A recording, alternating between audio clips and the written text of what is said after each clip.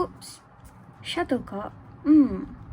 Talking about sport, do you know there's a racial sports policy in school where there was a case a school had been criticized for segregating sports in their school according to race?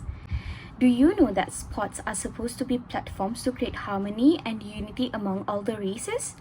But it happened opposite anyway in Malaysia. This was happened in SMK Datuk Bentara Luar in Batu Pahat, Johor, where according to the note issued by the schools, the students' choices for sports were limited by their race.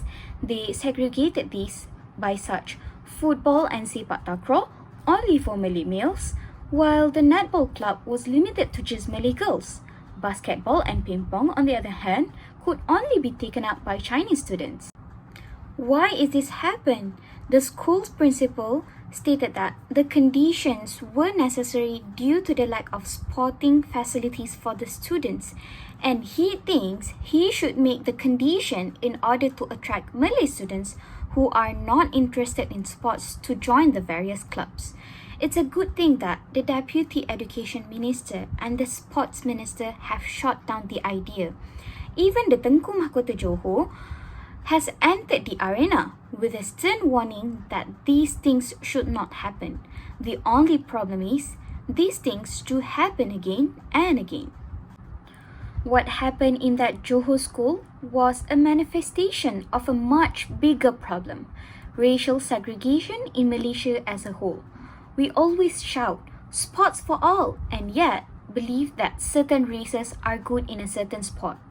That's a whole lot of hogwash. As we can see, even Datuk Lee Chong Wei may have been the best shuttler in recent memory, but Misbun Siddiq was his sifu. And the last time we won the Thomas Cup, it was Punch Gunalan who lifted the trophy. Still, the myth is perpetuated. And how many people know of Muhammad Syakiddin Ibrahim, who represented Malaysia in the World Team Table Tennis Championships in 2016? The team was led by then nation champion whose name is Muhammad Ashraf Haikal. So, the point is, everyone is capable of excelling no matter what his racial background. All it takes is just acceptance and a fair chance. Even in Malaysia, we have the Malaysian Federal Constitution that has the provisions which prohibit racial discrimination in the country, as this is spelled out in both Article 8 and Article 12.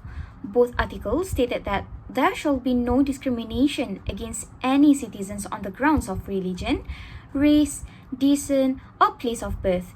Even we have this constitution that should be followed by the leader, yet there are those like the headmaster of that Johor school who will deny this chance. Let's be very clear on one thing. That headmaster is not alone. There are many like him. It is actually a reflection of the endemic racism in our mind. Malaysia as a whole needs a paradigm shift and better politicians. Many football teams, even those in the Malaysian Football League, are led by the politicians who have no qualms about setting racial quotas for their teams. It's no surprise then that most non-Malays prefer to shy away from team sports where they are at the mercy of selectors. It's like if you win, no one can deny you your place in the team. As we can see in the badminton field, there's Lee Zijia, Chim Junwei, S. Kisona and M. Tina, with backup players like Nur Izzuddin Rumsani and Muhammad Shakim Shahya. It's a truly Malaysian lineup. It is indeed time to take heed of the Johor Crown Prince word that schools must be a place to encourage unity, not division. In fact, we should take it a little further and ensure that sports at all levels is about unity and meritocracy, never about race and favoritism. And we need real action, not just lip service. It would be good to start with the schools by changing the mindsets of teachers and headmasters. Oh wait, let me pass this to the next presenter.